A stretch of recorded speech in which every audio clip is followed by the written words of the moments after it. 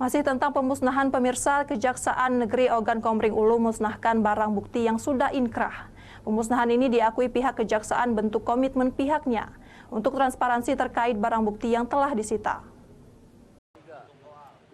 Barang bukti seperti narkoba, senjata api, senjata tajam dari 82 kasus yang sudah inkrah dimusnahkan Kejaksaan Negeri Ogan Komering Ulu. Pemusnahan narkoba dilakukan dengan cara di blender, sementara senjata api dan senjata tajam dimusnahkan dengan cara dipotong dan dibakar. Barang bukti yang dimusnahkan dari 80 perkara yang sudah inkrah. Kepala Kejaksaan Negeri Oku menyebutkan pemusnahan barang bukti merupakan bentuk transparansi terhadap barang bukti yang telah disita negara untuk dimusnahkan.